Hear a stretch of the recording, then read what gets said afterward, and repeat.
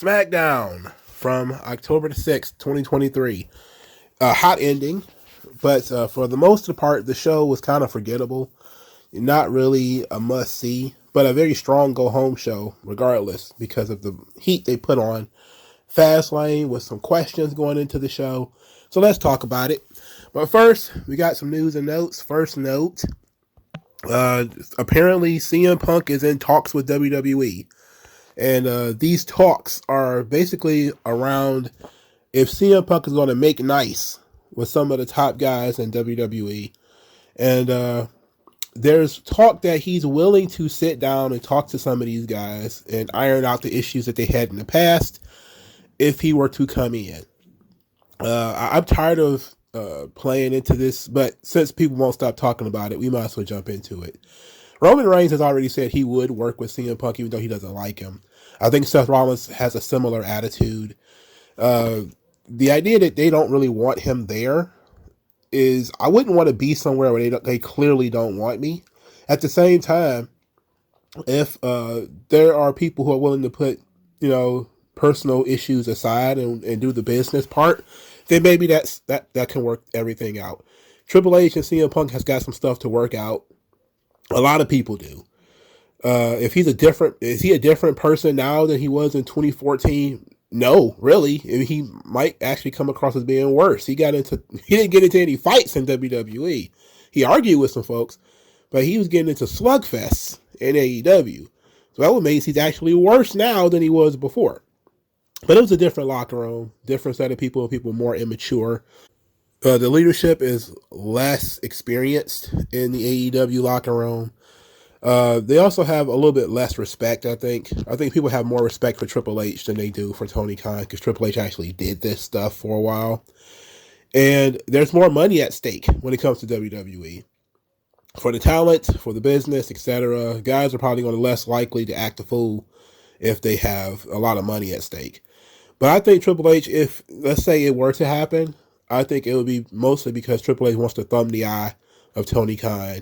And he seems to really be agitated about Tony Khan because of the NXT thing, of which they're now bringing in Undertaker. It's like, come on, you're really overdoing it. I'm actually starting to feel bad for AEW. Like, that's kind of silly for you to bring Undertaker onto NXT. For what? But the CM Punk issue, it would be great for the initial pop. I think about a year in, people will kind of be like, ugh. But if you were to bring him in for Survivor Series and maybe for the Royal Rumble to lead up to WrestleMania, the real issue is when we get to the summer, to post WrestleMania. What is he going to be doing in June? What is he going to be doing in July? If he's going to be a part-timer and he's going to work on and off, that actually might work because he's not going to be there every week to get on everybody's nerves. I can see how it could work, but it's going to be a lot of guys. I know AJ Styles has already said no, he's not interested. CM Punk called him a racist, and he's not going to be like, I'm not working with that guy. But AJ Styles, he hates Paul Heyman, and he worked with Paul Heyman still. So WWE has a way of incentivizing guys to actually put the personal behind them and deal with the business. So I don't know. But another note that we got here, because I was CM Punk, is that Dave Meltzer is now saying that WWE is eyeing young talent in AEW, which, we should have already known that, but he's now saying this out loud in his newsletter. So he says, quote, this from Dave Meltzer. One person in WWE noted that they believe the wrestling war will turn into WCW or TNA or Bellator as the competition in the sense there will be signings of older talent from WWE with names, while WWE will take AEW's younger talent. And this is history repeating itself. The claim, is that a pipeline has developed and some of the younger AEW stars are already talking about leaving when their deals are up. Even in AEW, there are people saying the same thing, that it's known that people are looking to leave, and the hope is that the number is few because the perception of AEW as the AAA league in wrestling, a baseball reference for the top feeder league, not a wrestling reference, would not be a good for AEW. There will likely be movement in directions, as there has been, but WWE is interested in key younger talent. So, well, this is clear. WWE is always looking for experienced yet not all that old talent. Ricky Starks been number one on that list. I can see them really wanting him. I'm not sure how old Ricky Starks is. I think if he is 30, he's probably not that much older than 30. So yeah, I can see there probably being some people that are. And here's the weird thing, because AEW had people locked, like some of the guys that left WWE at a certain time, like in 2021, those guys supposedly signed like ridiculous 5-year contracts. Like Andrade or Malachi Black and Miro, those guys supposedly signed like 4 or 5-year contracts. So those guys are locked up forever. And some of them are already in their mid-30s when they jumped over to AEW. So them coming back is not likely. So the focus being on younger talent actually makes a lot of sense. Some of the people who might have been on a per diem, some of the people who work in Ring of Honor, those people, it makes sense to target those folks. Because AEW does sign a lot of young talent. They don't focus on them, though. They just give them match after match after match, and they're stuck on Ring of Honor or stuck on Rampage, or they're doing jobs on Collision or whatever. And they might decide, hey, I want to give NXT a try, when their very shortly run contract is up.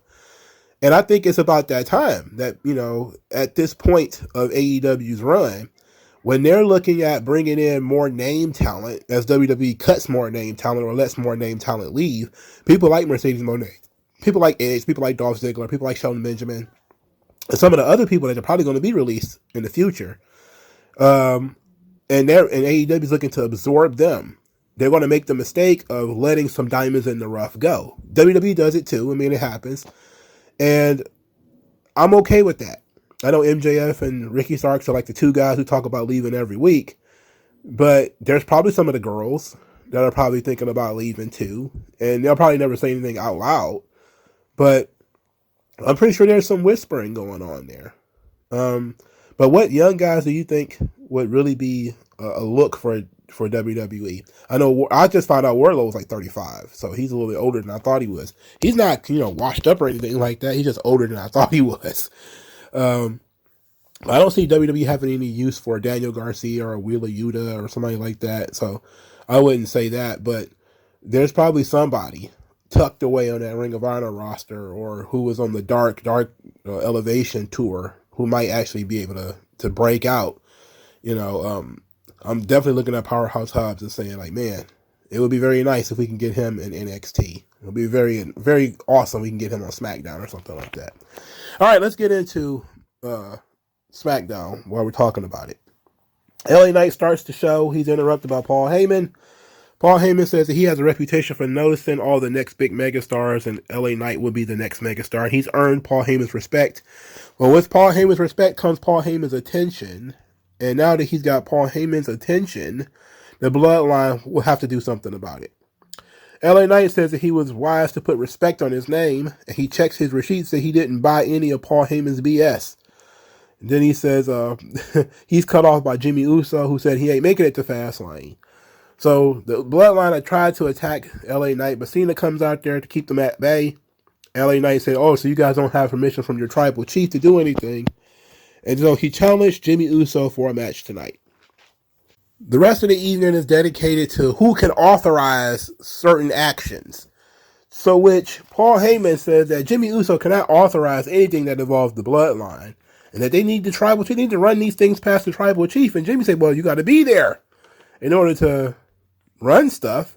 And says Roman ain't there. Who cares what he thinks? They end up running into Judgment Day in the locker room, because Judgment Day said they were going to be there, so they are there. We get a Judgment Day Bloodline face-off before Rhea Ripley kicks out everybody, everybody in the Judgment Day, let's say.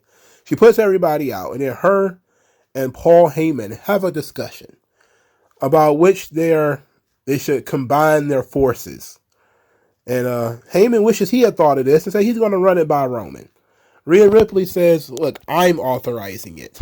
And then Paul Heyman was like, okay, yeah, sure, for the Judgment Day, but for the Bloodline, I have to run this by Roman Reigns. And so Rhea Ripley puts her hands on top of Paul's hands and it says, Paul, acknowledge me. And Paul Heyman was like, look, you got a lot of nerve coming in here and saying that. So this is like the third or fourth alliance of the Bloodline and the Judgment Day, and it doesn't work. It never works. But Rhea Ripley is now in control of this thing, and now there's no Roman to get in the way. So they end up agreeing to this whole thing, especially since Rhea Ripley went and talked to Jimmy Uso. She went and talked to Jimmy because Paul was getting on her nerves. So she went and talked to Jimmy, and Jimmy apparently was going to go along with it, whether Paul was going to go along with it or not. So this led to the Jimmy Uso LA Knight match. It was okay. Ended in disqualification because Solo Sikoa jumped in the ring. This is where we got the official handshake of Paul Heyman and Rhea Ripley. And the Judgment Day and the Bloodline were about to beat the tar out of LA Knight. When Cena came in, followed by Cody Rhodes and Jey Uso, the Cody Rhodes pop was huge. And people were still singing the song and everything. Led to a fantastic showdown between the two, in which, you probably have to watch this, watch the replay, because I didn't notice this at first until I watched it again. But Paul starts to lead Solo away as the crowd is really building up for the Judgment Day versus the babyfaces as they're about to fight. Paul grabs Solo by the wrist, and he's walking Solo out of this situation. And then the babyfaces, they rush the Judgment Day and Jimmy Uso, and they're fighting. And they're fighting and fighting and fighting. And Jay jumps onto the crowd of people and everybody's like, ah! And Paul is leading Solo away. And then John Cena's in the ring by himself. So then Solo breaks free from Paul, gets in the ring, and starts fighting with John Cena. This led to JD McDonough just basically being treated like a pinball for the next 3 minutes, and he was the last one left. Not quite a member of the Judgment Day, and not a member at all of the Bloodline, so he's basically left alone to get his ass kicked. And that's how he went off the air, as he catches all the finishers. This is the most spotlight that JD McDonough has ever had. I hope he enjoyed it. I hope he enjoyed these bumps, including that absolutely sickening crossroads that he took. Excellent stuff. So the crowd was very excited, despite the fact that the match ended in disqualification. Very subtle storytelling still, with Paul Heyman choosing to stab the Judgment Day in the back and saying, like, look, you guys can have Jimmy, but I'm taking Solo and I'm getting out of here. And then, of course, the Judgment Day once again leaving behind JD McDonough because he's not a member of the team. I don't think this is going to go further than this. This is how the Judgment Day Bloodline storylines keep ending anyway. Every time they form together, the Bloodline basically break out on them and leave them behind. And then the Judgment Day getting beat up. So it was a fun one-night alliance or whatever, where they choose to try to work together to squash their opponents, and it failed. So it was very hot. Nobody really cared that the match was cut short, and so it was all good. All right. Charlotte Flair and Asuka defeated Io, Sky, and Bayley because Bayley took a pin again. Oh boy, it's been Damage Control in Charlotte for like a month now.